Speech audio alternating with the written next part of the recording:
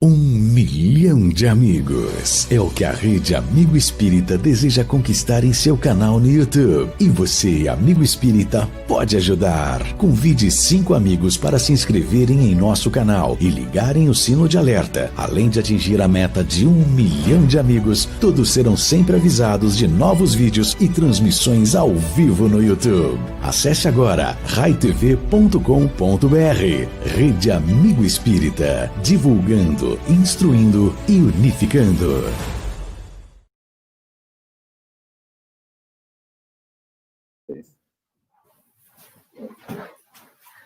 Olá, meu amigo, olá, minha amiga. Vamos dar continuidade ao nosso primeiro encontro CRESUL MG, o primeiro encontro que reúne 6 conselhos regionais aqui do sul de Minas, nas cidades de Varginha, de Lavras, de Caxambu, Poços de Caldas, Santa Rita do Sapucaí e Pinhuí. Seja bem-vindo de volta, aqueles que estão entrando pela primeira vez. O título do nosso encontro é Caminhando com Jesus na Atualidade. E para nos ensinar a caminhar com Jesus, está aqui conosco Saulo César. Tudo bem, César? Seja bem-vindo. É uma alegria poder estar aqui com vocês, participando desse encontro do CRESUL de Minas Gerais, um estado que é um estado muito caro ao nosso coração, né? Porque nós temos aí não só um movimento espírita atualmente muito ativo, mas é daí também que a gente tem nosso amado Chico e grandes baluartes da doutrina. E quando a gente tem a oportunidade de estar convivendo com essas pessoas, falando, ainda que pela internet, porque era para ser um encontro ao vivo, né? Mas a gente substituiu aí, dadas as situações atuais, por utilizar a tecnologia. A gente conversava um pouco antes, né? Ou seja, Deus foi tão misericordioso que, diante das maiores dificuldades, nos oportunizou estar convivendo ainda, podendo refletir sobre o Evangelho e sobre a doutrina espírita. É uma alegria tê-lo conosco. Como você falou, exemplos não nos faltam aqui em Minas Gerais, né? Agora temos que seguir.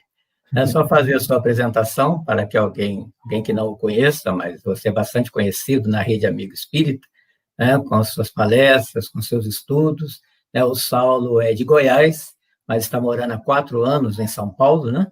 A sua família é administrador de empresas, formado com seu mestrado na USP, na Universidade de São Paulo.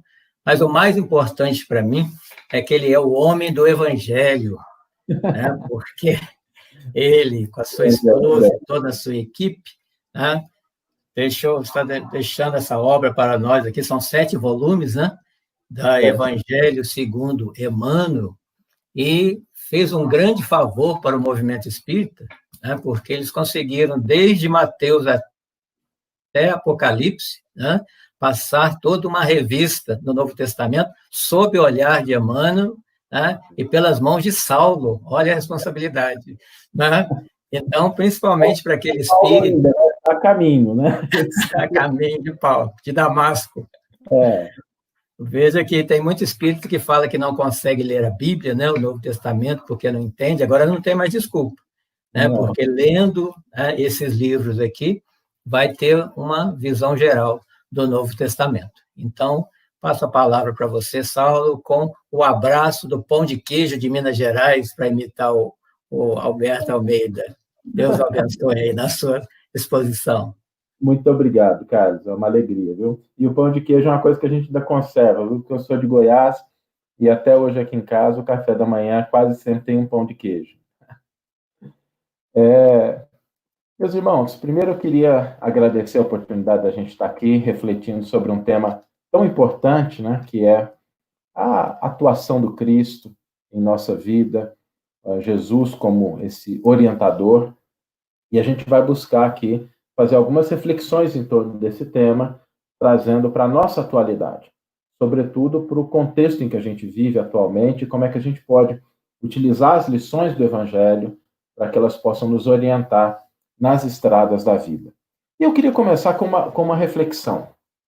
Quando a gente pensa no tema proposto para o encontro, nós vamos ter outros trabalhadores, outros grandes amigos, continuando essa temática ao longo de toda a tarde aí. Por isso vai ser muito bom se as pessoas que estiverem acompanhando continuarem, porque sempre vão ter aí novas perspectivas, novas contribuições. Vai ser uma tarde, com certeza, de muita informação para que a gente possa enfrentar os momentos atuais com o apoio aí da orientação do exemplo de Jesus. Eu queria começar fazendo uma reflexão sobre o que significa a vinda do Cristo para cada um de nós, para o mundo atual. Sobretudo na atualidade, eu acho que a gente precisa voltar a se encontrar com Jesus. Quando eu falo a gente se encontrar com Jesus, é porque eu acho que ele nunca deixou de se encontrar com a gente. O problema é que muitas vezes a gente fecha as portas da nossa alma, não estando tão presentes com ele quanto ele está conosco. O Cristo esteve com a gente durante toda a nossa trajetória evolutiva, está presentemente, e a atualidade nos convida a essa maior proximidade. Por que isso é verdade? Porque apesar dos muitos avanços que nós temos na atualidade, avanços extraordinários, nós não podemos desmerecer esses avanços, nós não podemos desqualificá-los. A gente precisa entender que as condições de vida atualmente são condições que nos colocam muitos anos-luz à frente daqueles que vieram antes de nós, com muito mais possibilidades, com muito mais oportunidades, com muito mais capacidade de realização. E quando a gente pensa nessa característica do momento atual, uma coisa que a gente deve se lembrar sempre é o quanto a tecnologia nos proporciona. Esse, por exemplo, era um encontro que estava inicialmente agendado para ocorrer presencialmente, mas mesmo com a situação atual, a gente não deixa de estar presente, e os amigos da Rede Amigo Espírita, e aí a gente agradece a todos eles aqui por esse trabalho que tem sido tão importante para que a gente continue divulgando a mensagem da doutrina e do Evangelho. Lembramos que Kardec, quando fez as suas primeiras viagens, né, para tal encontro dos trabalhadores, dos centros espíritas, tinha que fazer viagem de carroça naquela época. E a comunicação era por carta. Era um mundo totalmente diferente. Hoje nós temos recursos extraordinários. Nós conhecemos o universo como uma pessoa que era bastante letrada há 2 séculos atrás, sequer imaginaria o que uma criança hoje aprende na escola, no 3º ou no 4º ano. Nós temos possibilidade de curar doenças, ainda que a gente vive uma pandemia na atualidade, mas para quem está acompanhando as possibilidades de desenvolvimento de uma vacina, de buscar uma cura para isso, os esforços que estão sendo feitos, são graças a um avanço da medicina que conquistou largos terrenos aí para melhorar a nossa condição de vida. Agora, ao lado desses avanços, a gente deve reconhecer, que a gente deve buscar, entendeu? Eu sempre brinco assim, né? Você já imaginava se a gente tivesse essa pandemia há 15 anos atrás, em que o nosso celular só fazia 30 minutos de ligação, enviava 20 SMS, só tinha o jogo da cobrinha? Como é que seria a nossa convivência, né? Dentro de casa, limitados na possibilidade de se comunicar com as outras pessoas? Mas hoje não, a gente pega o celular, a gente está aqui presentes, se comunicando, se conectando, a gente pode continuar os nossos estudos, nosso aperfeiçoamento, a nossa troca de informações, o nosso apoio recíproco. Existem grupos de apoio que estão atuando na atualidade através das redes sociais. Agora, ao lado de tudo isso, a gente tem grandes desafios. A gente tem desafios que começam, por exemplo, dentro do próprio lar. E o momento atual é um momento que realmente nos convida a refletir sobre esses desafios. Porque essa convivência, algo que meio forçada, com aqueles que estão no nosso ciclo familiar mais íntimo, começa a fazer com que a gente encare certos problemas, certas dificuldades. Porque às vezes a gente conseguia se comunicar com pessoas, tinha 2.000 amigos, 3.000 amigos no Facebook, no Instagram, mas a gente não conseguia dialogar adequadamente com as pessoas que estavam dentro da nossa própria casa. Eu tenho um amigo que outro dia ele me ligou e falou assim: Saulo, eu acho que eu vou ter que começar a discutir a minha relação com a minha esposa, porque já acabou tudo quanto é assunto, a gente está aqui preso dentro de casa e eu vou ter que começar a discutir a relação nossa dentro de casa. Um outro conhecido meu me ligou alguns dias atrás dizendo que a filha dele, de 8 anos, disse para ele assim: pai, é muito bom, né? E ele olhou assim com um ar de estranheza, mas minha filha, por que é muito bom? Eu disse, não, papai, porque tem 3 anos que a gente mudou para essa casa e você nunca tinha ido brincar comigo no jardim e essa já é a 3ª vez que você vem brincar comigo no jardim da nossa casa. Ou seja, nós ainda temos muitos desafios. E esses desafios, eles nos pedem uma postura diferente. Porque não é a conquista externa, não é a possibilidade, não é o recurso extraordinário das redes sociais, do celular, da tecnologia, mas o uso que nós fazemos disso e a maneira como nós lidamos com aquelas responsabilidades do nosso cotidiano. A gente está caminhando na direção de um mundo que está cada vez mais conectado. Mas se a gente não entender que essa conexão, ela pressupõe uma mudança de postura íntima, nós vamos continuar construindo pontes sobre oceanos sem conseguir dialogar dentro da nossa própria casa. A gente vai continuar curando as doenças do corpo, mas padecendo das enfermidades da alma.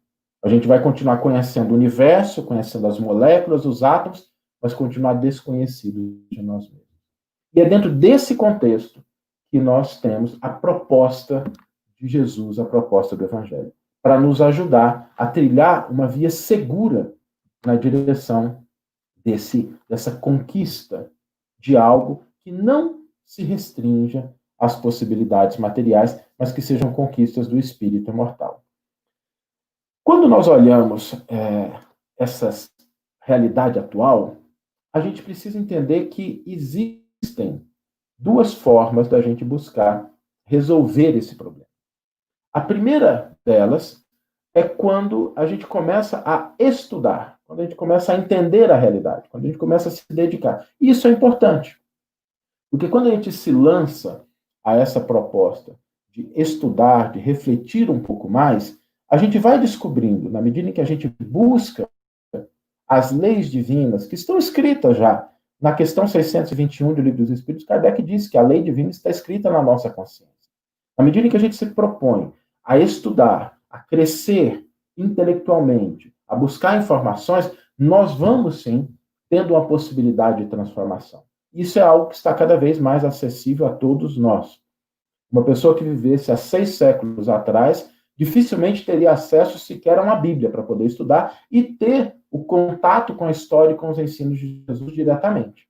Hoje, a gente pode entrar na internet pelo celular e ter contato com, às vezes, até mais de uma tradução, com pessoas que estão conversando sobre isso, e de todas as religiões, católicos, protestantes, evangélicos, espíritas, e que estão ali buscando entender essas leis divinas. Agora, a verdade é que não basta o conhecimento intelectual. Quantas vezes a gente já não se deparou com a situação de saber que uma coisa está certa, de entender que ela é adequada, mas de não conseguir concretizá-la na nossa vida? É igual, por exemplo, quando a gente pensa, né? Eu não sei, as pessoas talvez não tenham desse problema, mas eu já convivi com um problema de peso, né? De você estar acima do peso. E o peso é um problema simples, né? Você come menos, você exercita mais. É tão simples fazer isso, mas a gente às vezes não consegue mudar os hábitos alimentares, os hábitos de exercício, apesar de a gente ter conhecimento. Às vezes a gente tem conhecimento sobre determinadas posturas que a gente deve ter nas nossas relações conjugais, com os nossos filhos, com os nossos amigos, mas apesar da gente ter aquilo claramente no nosso intelecto, nem sempre a gente consegue transformar isso em ações concretas.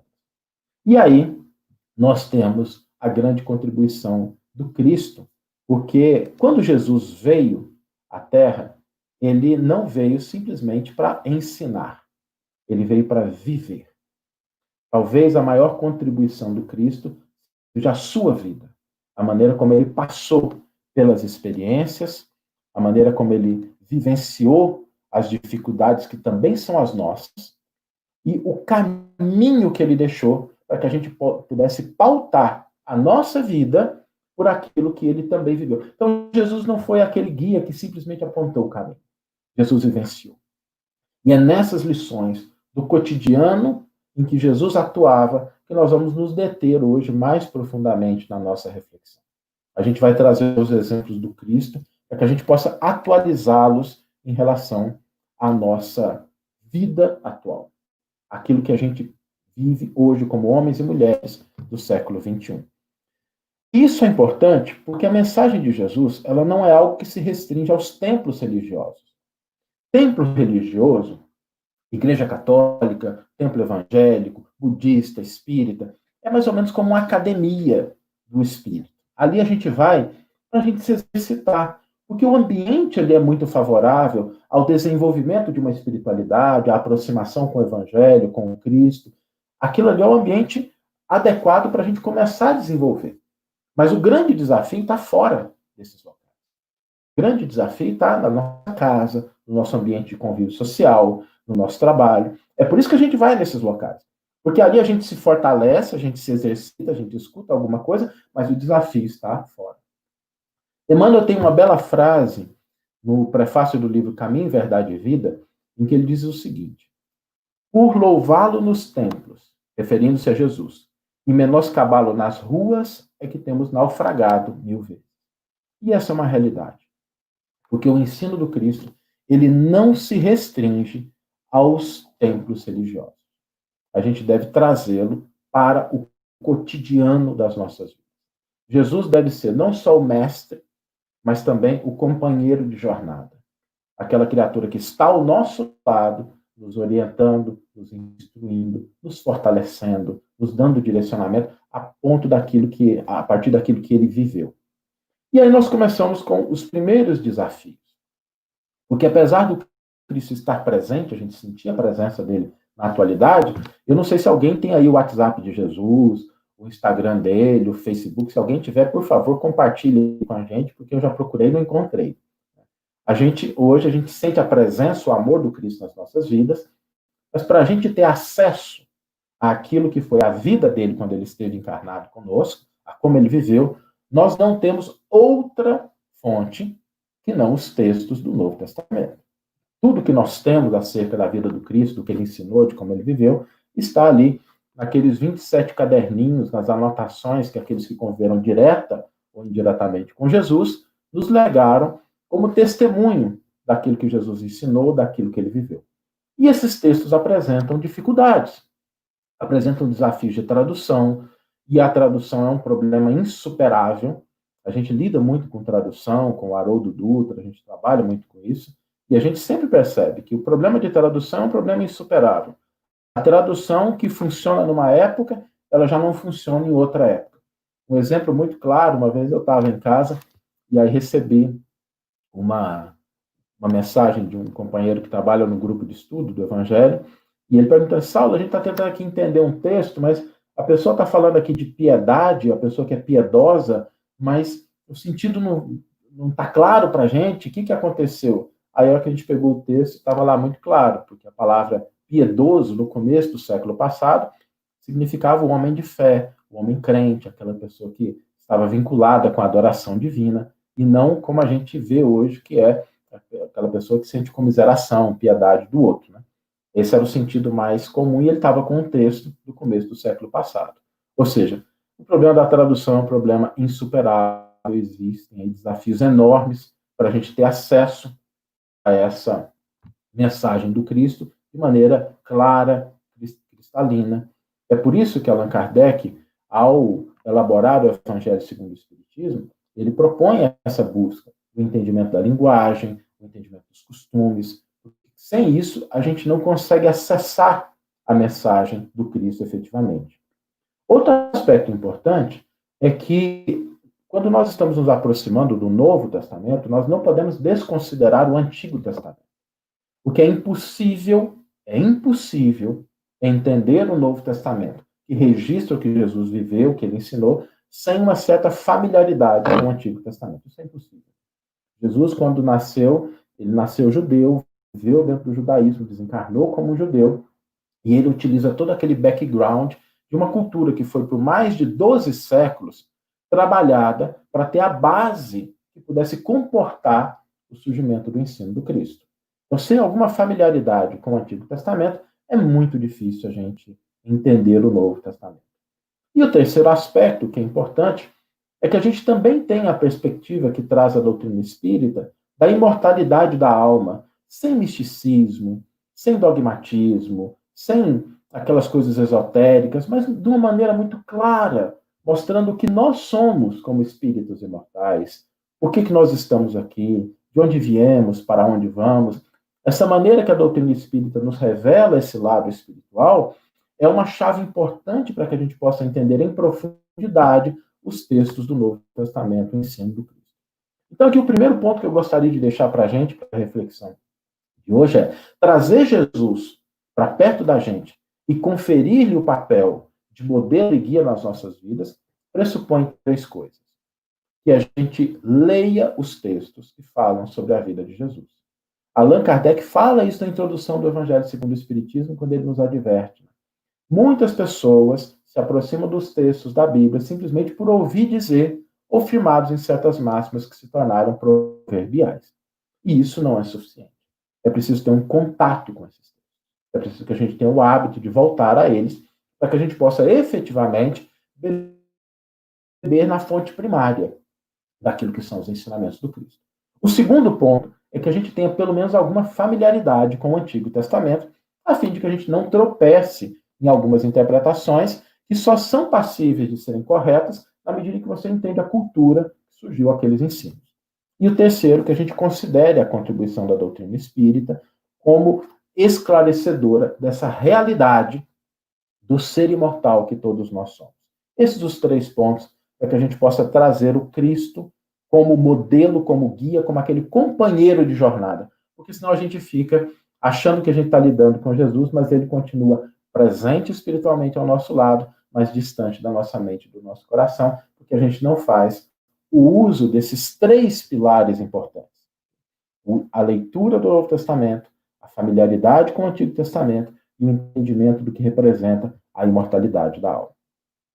E quando nós falamos da vida de Jesus, nós separamos aqui alguns exemplos.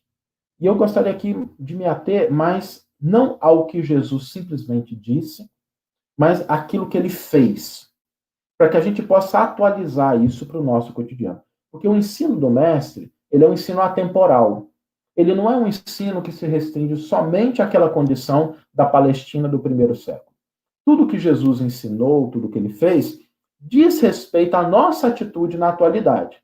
E hoje nós vamos fazer uma viagem ao tempo de Jesus, mas a gente vai voltar e buscar no nosso cotidiano o que o exemplo do Cristo pode nos auxiliar a lidar melhor com os desafios da atualidade. E a primeira coisa que eu gostaria de trazer aqui para a gente refletir é a própria vinda de Jesus. Jesus veio. Com que finalidade? Por que Jesus veio? Não sei se a gente pensa sobre isso, mas se a gente pensar na estatura espiritual do Cristo, e ele se colocar na condição de vir pessoalmente, encarnar, viver uma vida, carregar sozinho a cruz, ser responsável pelos seus ensinos, isso foi uma atitude que mudou a face da Terra. Mudou a maneira como a gente conta os anos, mudou a maneira como a gente mede o nosso calendário. Isso foi algo de profundo impacto. Mas há aí, nessa atitude do Cristo, um exemplo muito importante para nós. Porque às vezes a gente pode pensar assim, por que ele veio? Será que Jesus veio só para curar as pessoas? Curar corpos? Porque eu não sei se vocês sabem, mas assim, mesmo Lázaro, que foi ressuscitado, morreu. A filha o filho da viúva de Naim também desencarnou. Aquela menina, que Jesus foi visitá-la e ela volta à vida, também desencarnou. Ou seja, Jesus não veio simplesmente curar corpos. Porque, primeiro, que os corpos, independente de terem sido totalmente curados, os cegos, aleijados, os leprosos, eles pereceram depois. Além disso, se Jesus quisesse pedir para centenas de médicos reencarnarem no lugar dele para trazer essas curas, teria ali uma fila interminável de espíritos que estariam dispostos a fazer isso sem nenhuma dúvida. Jesus também não veio trazer só ensinos teóricos. Não foi só trazer uma filosofia, um ensino de moral, apesar de que Jesus trouxe talvez uma das mais elevadas expressões de moralidade, esse não era o limite da sua missão. Porque ele poderia ter lançado mão de filósofos, homens sábios, que poderiam reencarnar também e trazer grandes contribuições. Mas Jesus veio trazer a mensagem do amor. E quando chegou o tempo de que a mensagem do amor deveria ser definitivamente trazida ao solo terrestre, não poderia haver falha. E aí Jesus vem pessoalmente. Isso é algo muito importante para a nossa vida, porque quando nós estamos lidando com a atualidade, é importante que a gente reflita profundamente sobre aquelas coisas que são as nossas responsabilidades intransferíveis, impostergáveis, que a gente não pode delegar. Se Jesus, que é o Cristo, que é o Espírito Crístico, ele tem responsabilidades às quais ele deve atender pessoalmente, nós também as temos.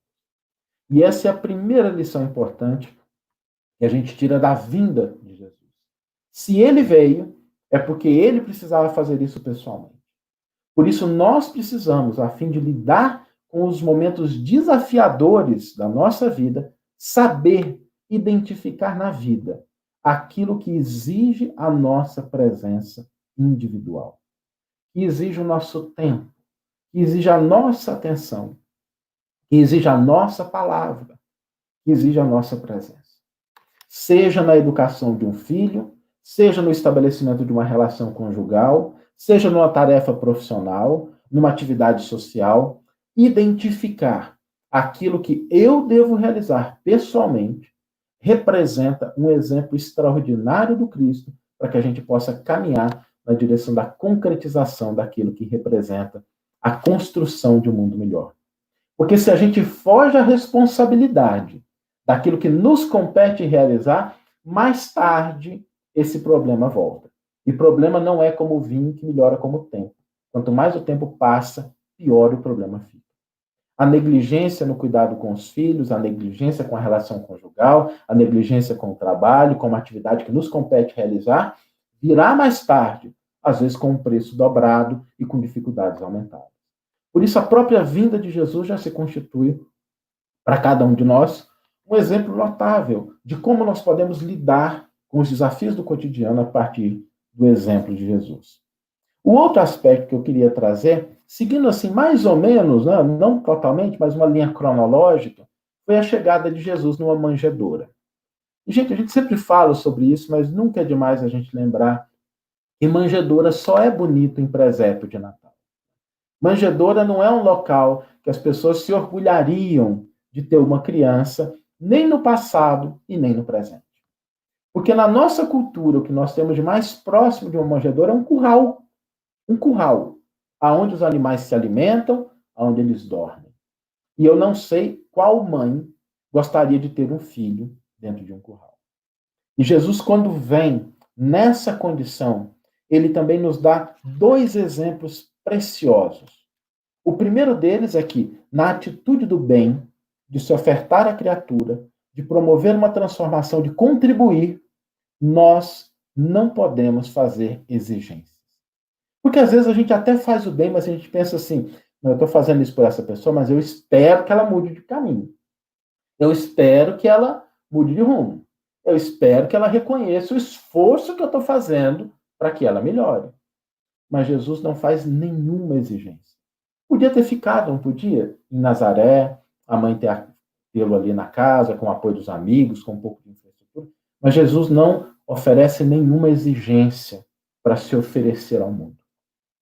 De forma que quando nós estamos na possibilidade de auxiliar alguém, nós devemos nos lembrar que o bem é aquilo que nós ofertamos, sem esperar que o retorno ocorra no tempo, no momento e nas condições que nós queremos.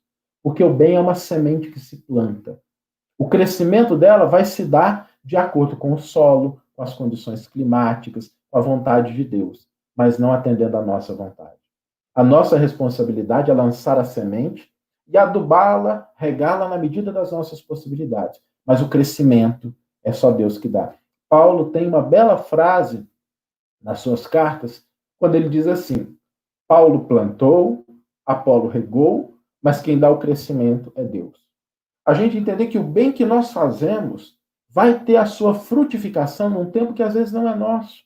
Às vezes uma mão estendida, uma palavra de tolerância, um perdão, não vai produzir o fruto que a gente espera nesse momento. Mas mais tarde, isso vai se redundar em algo de positivo. Porque o bem nunca se perde.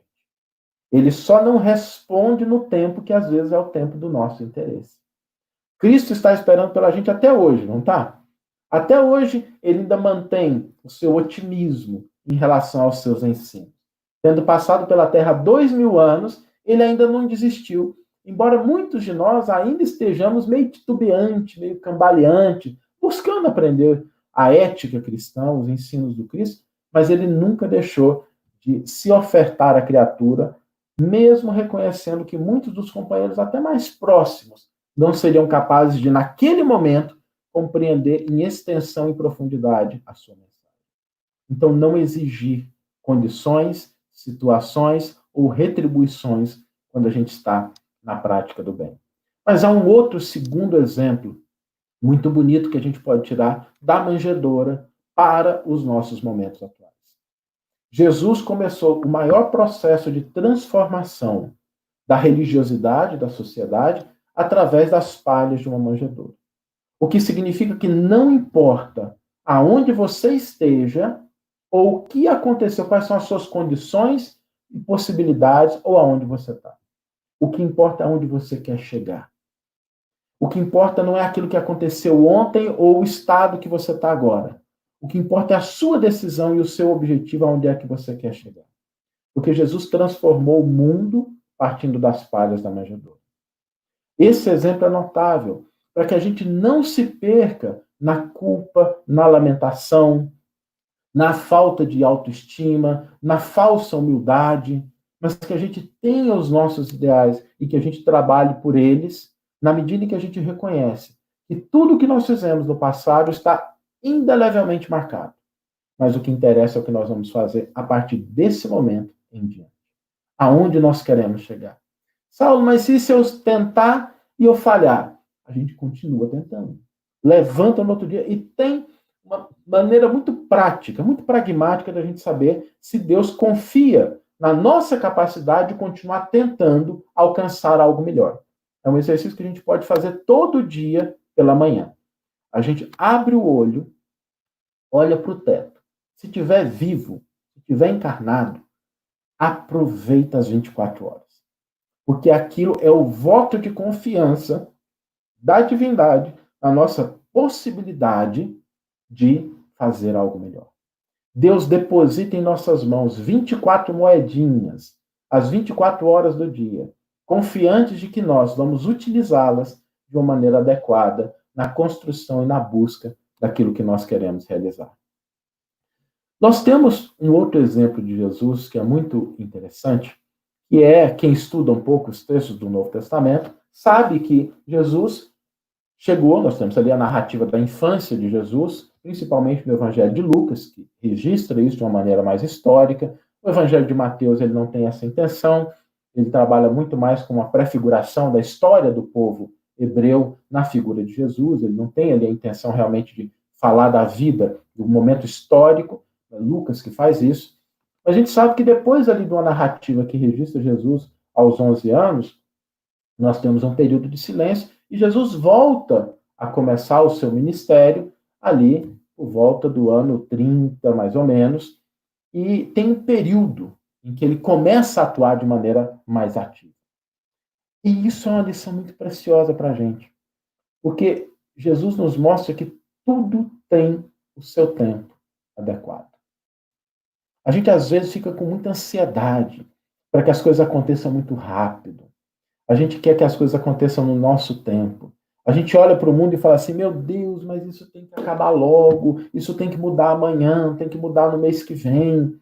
E a gente não entende que quem controla os processos evolutivos do universo é Deus. E os planos divinos não cabem dentro da nossa cabeça. A gente mede as nossas expectativas por um calendário muito curto.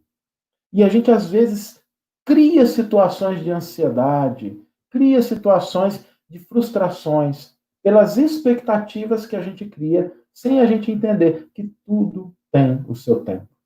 Jesus esperou algumas décadas até que ele pudesse, de fato, iniciar aquele grande movimento de chamar os apóstolos, chamar Pedro, chamar André. Por que não fez isso aos 20 anos, aos 18 anos, aos 25 anos? Né? Porque existe um momento certo. E na conquista da nossa serenidade, na conquista da nossa espiritualidade, uma lição preciosa é a gente saber o tempo certo de começar a agir. A ação correta, iniciada precipitadamente, não produz bons frutos. Assim como a ação correta, postergada indefinidamente, também vai chegar de maneira tardia. Mas é importante a gente ter a serenidade de saber que existe o momento certo de agir. E naquele momento, se a gente estiver agindo, agir de maneira adequada. Jesus começa o seu ministério em um momento específico, e não no momento nem antes, nem depois, mas naquele momento certo, para que a gente possa viver de uma maneira mais tranquila, e a gente não traga a ansiedade para o nosso cotidiano, porque muitas vezes ela produz frutos desastrosos. Quando a gente fica naquela expectativa de que as coisas aconteçam em um tempo que não é o nosso. Se o Cristo soube esperar, que nós também saibamos esperar o momento certo. E a gente manter a perseverança, a atenção, para que quando formos chamados a desempenhar a nossa parte, a gente esteja preparado, sem que o pessimismo e o desânimo tenham minado as nossas forças. Nós temos um outro exemplo de Jesus também, que eu considero assim, muito interessante, que pressupõe aquilo que a gente comentou no começo, uma certa familiaridade com o Antigo Testamento. E é aquela tentação que Jesus passa no deserto. Eu não vou entrar em muito detalhes sobre isso aqui, o tempo não nos permite fazer uma análise mais aprofundada dessa correlação, mas aquele momento em que Jesus passa 40 dias no deserto, ele representa aquele momento em que o povo hebreu passa 40 anos no deserto, lá do Antigo Testamento, depois da libertação do cativeiro no Egito. Os momentos são os mesmos. Inclusive, as tentações pelas quais o Cristo passa são aquelas mesmas tentações que nós temos lá no Antigo Testamento. Porque o povo hebreu, após ser libertado do cativeiro no Egito, começa a vagar pelo deserto, as pessoas começam a reclamar para Moisés. Elas falam assim, Moisés, mas lá no Egito pelo menos a gente tinha o que comer, aqui a gente vai morrer de fome. Lá a gente tinha o que beber, aqui a gente vai morrer de sede.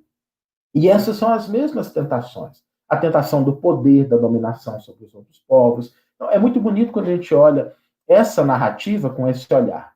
Mas Jesus nos dá um exemplo muito profundo quando ele trata dessa questão, porque ele nos convida assim, nós não temos o direito de criticar o outro sem ter passado pelas mesmas provas e experiências que ele passou.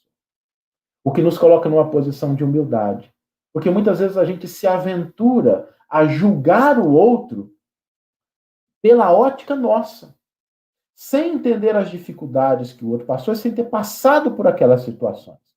E às vezes é mais fácil a gente falar sobre o que o outro deveria fazer, mas quando a gente tem a possibilidade de estar na mesma situação que ele, às vezes, não é sempre, mas às vezes a gente faz as mesmas coisas, se não coisas piores. Para que a gente possa ter um respeito pela experiência do outro e nunca criticar aquilo que nós não vivenciamos. Aquilo que nós vivenciamos deve representar como exemplo para os outros da nossa superação.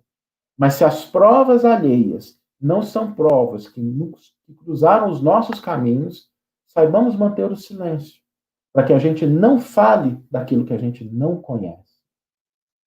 Jesus também convivendo com as pessoas, isso é um exemplo extraordinário para o nosso cotidiano, Jesus não conviveu com pessoas perfeitas. Às vezes a gente reclama, não reclama? Ah, mas o meu parente, meu esposo, minha esposa, meu filho, meu pai, minha mãe, meu chefe. E a gente reclama dessas pessoas e a gente esquece que Jesus também não conviveu com pessoas perfeitas. No círculo mais íntimo ali, daqueles 12, os que estavam mais próximos, escolhidos por ele, Tomé negou, Tomé duvidou de Jesus, Pedro negou, Judas traiu.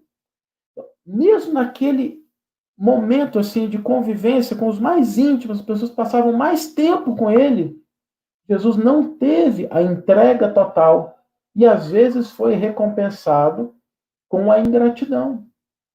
Mas há uma lição preciosa de Jesus, porque Jesus nunca afastou nenhum dos seus companheiros. Jesus nunca afastou nenhum dos seus companheiros. Nem Judas ou Pedro. Lembra da história de Pedro, né? Mesmo depois de Jesus ter avisado, né? Pedro, Pedro, antes que o galo cante, tu me negarás 3 vezes. E aí, antes que o galo cantasse, Pedro negou Jesus 3 vezes. Se fosse a gente, teria procurado Pedro no dia seguinte e falado assim: Pedro, não te falei? Agora, é por isso aí que eu te falo que você não dá conta das coisas. Mas não.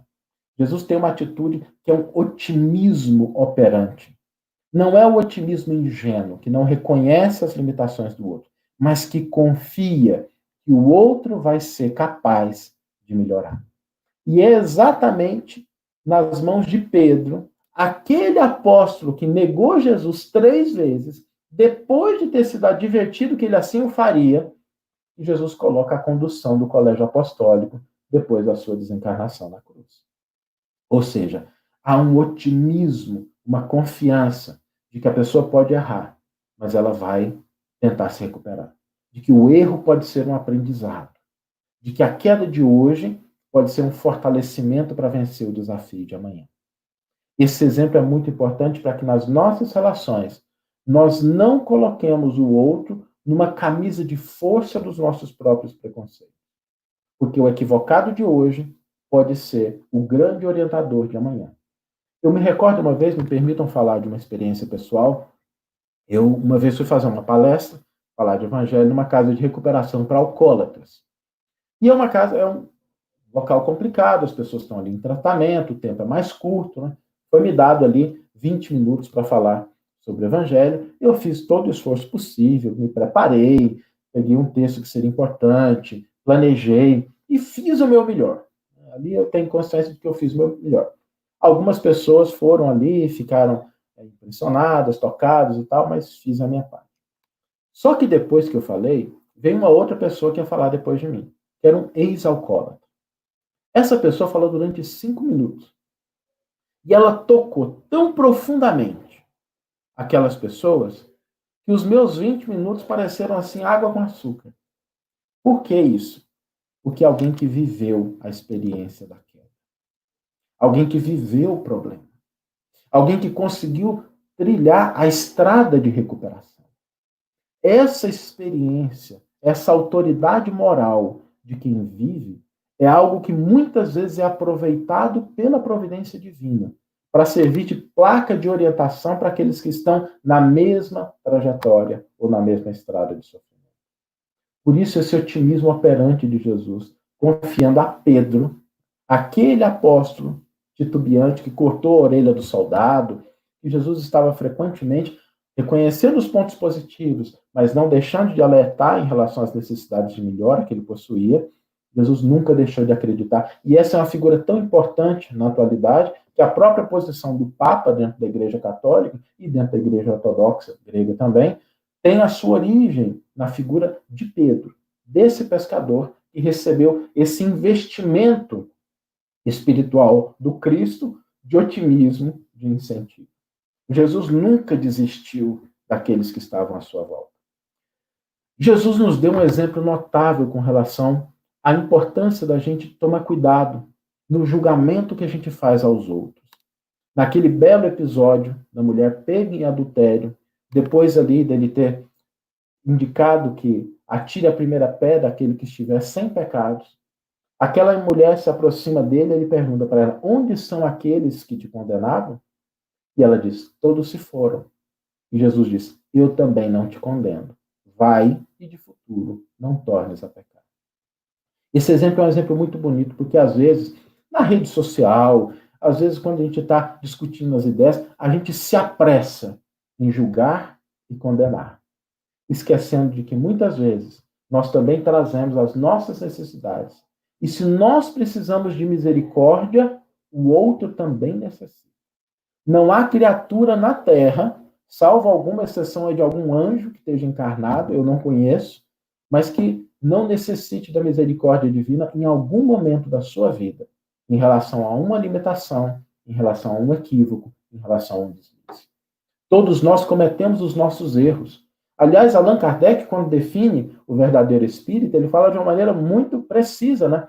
Reconhece-se o verdadeiro espírita pela sua transformação moral e pelo esforço que emprega em domar as suas más inclinações. Não pelos caracteres de santidade, mas pela busca de se melhorar.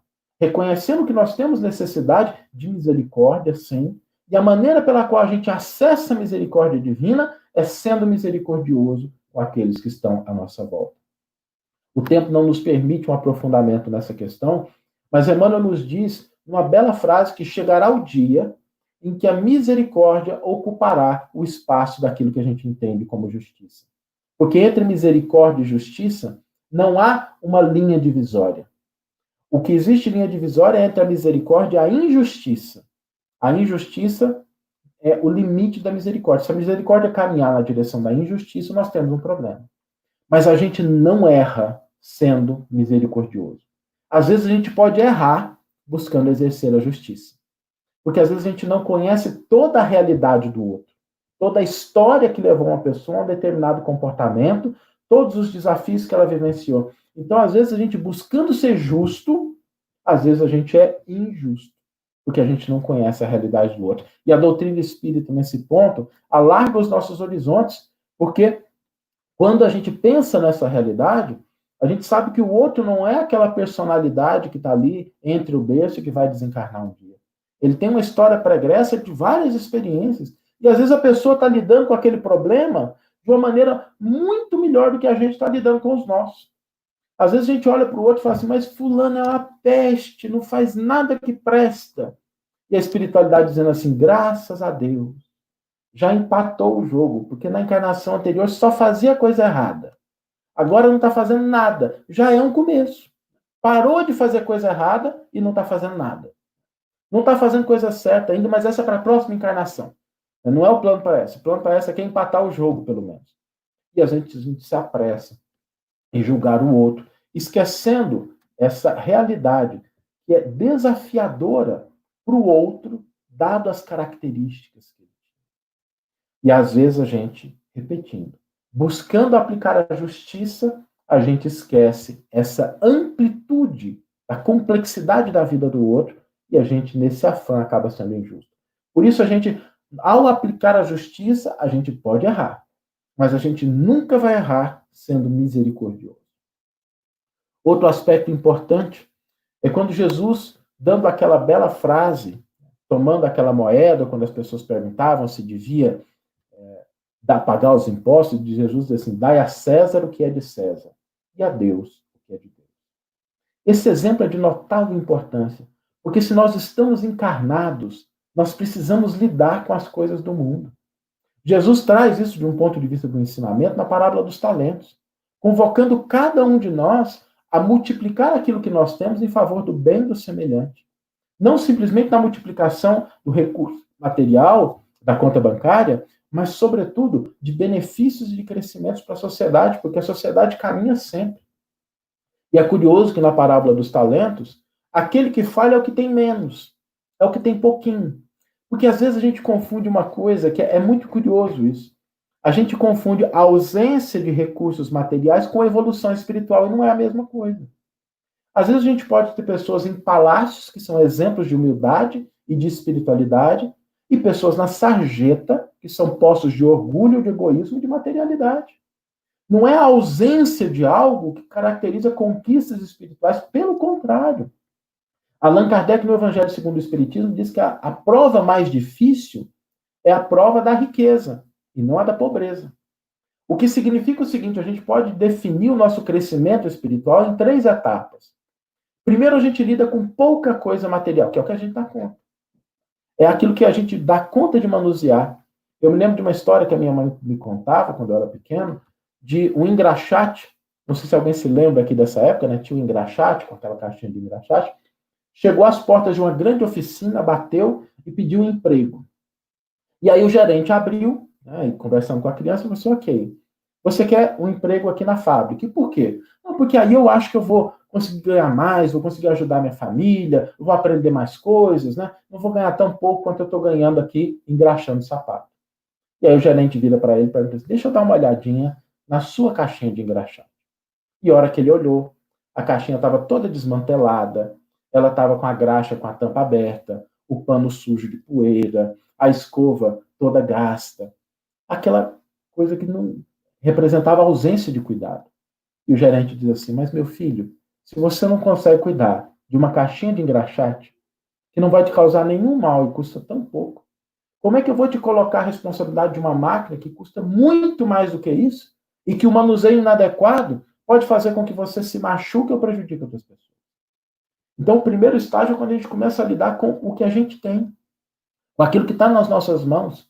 E na medida em que a gente vai agindo com responsabilidade, com diligência, com seriedade, a gente vai adquirindo, a gente vai passando para o outro estágio, que é o estágio de lidar com as coisas materiais em um nível mais abundante.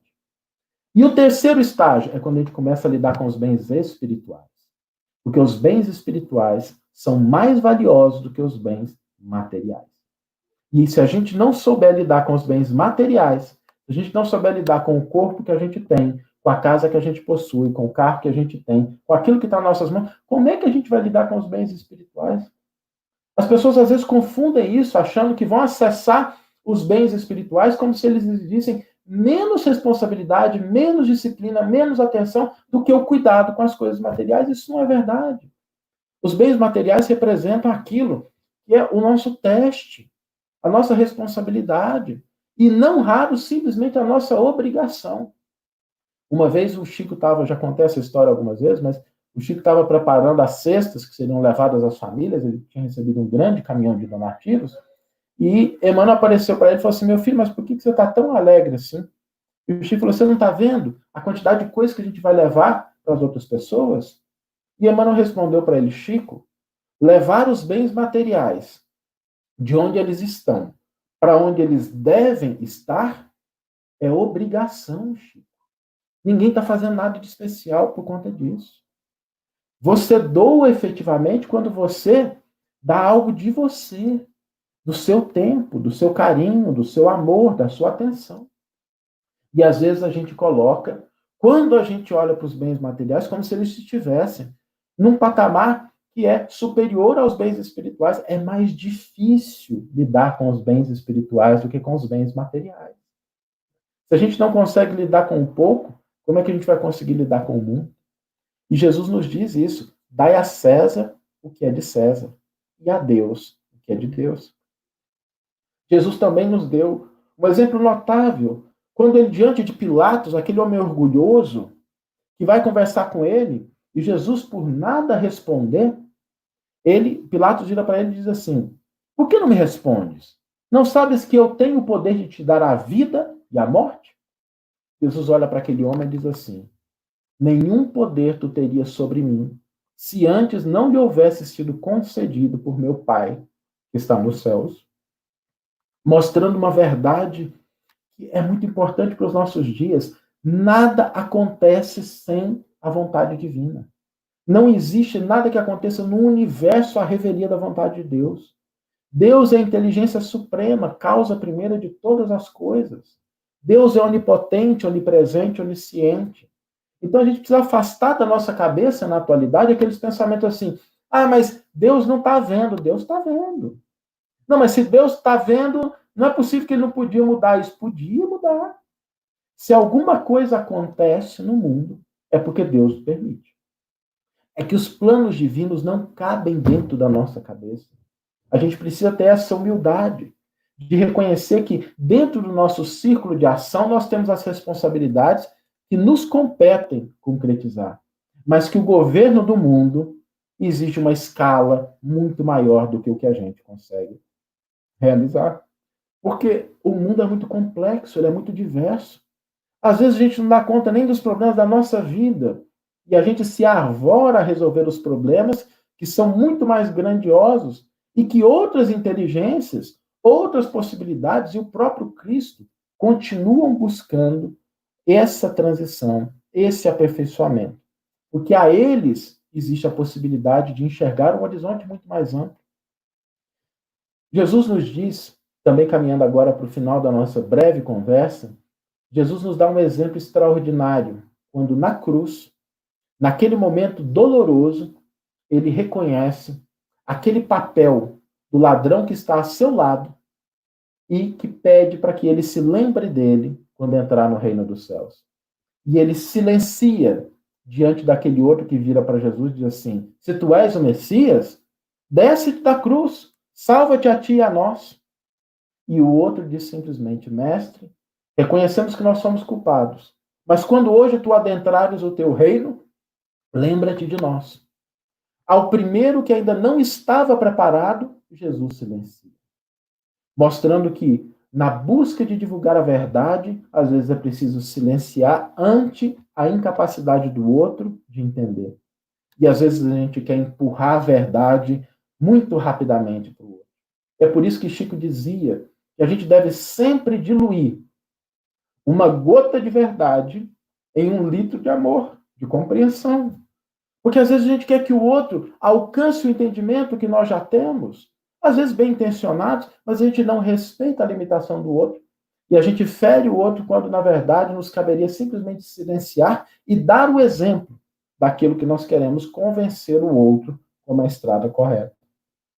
Jesus, naquele momento da cruz, ainda se lembra de olhar para sua mãe, que estava ali, assistindo à sua crucificação, e aproveitar aqueles instantes para orientá-la, assim como estava orientando a João Evangelista.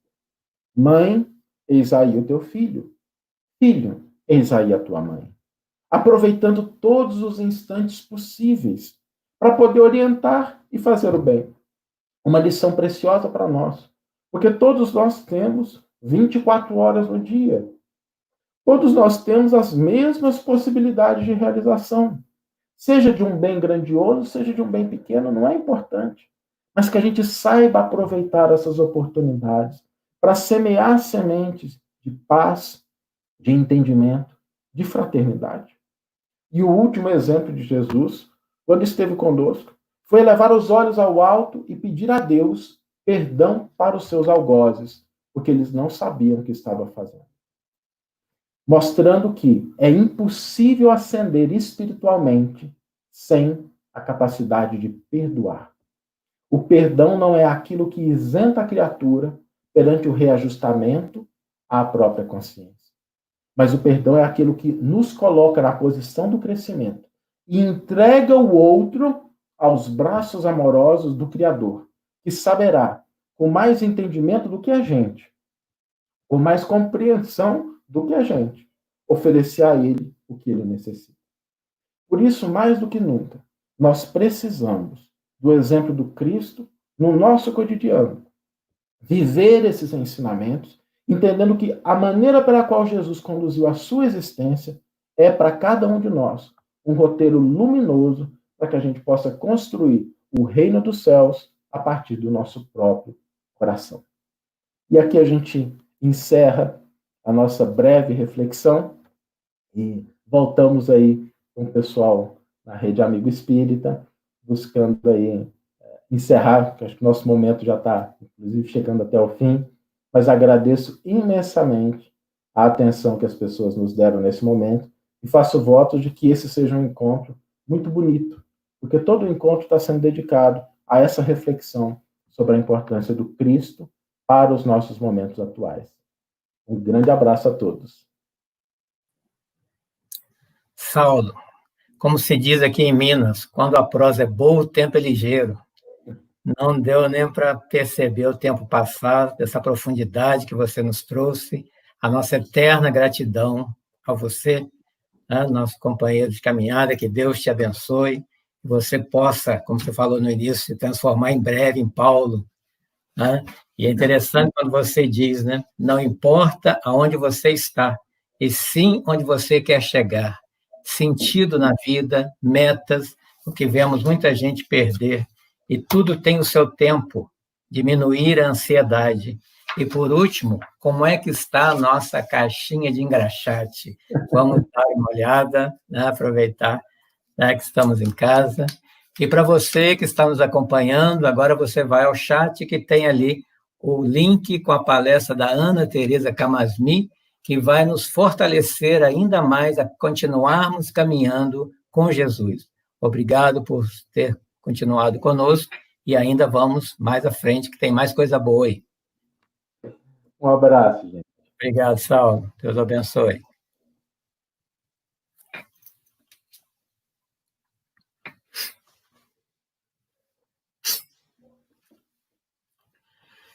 Ai, Jesus, obrigado.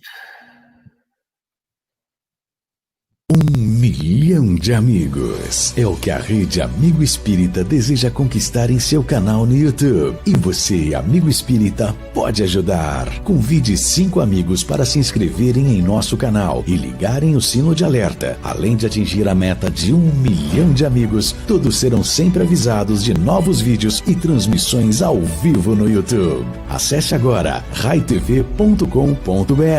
Rede Amigo Espírita, divulgando, instruindo e unificando.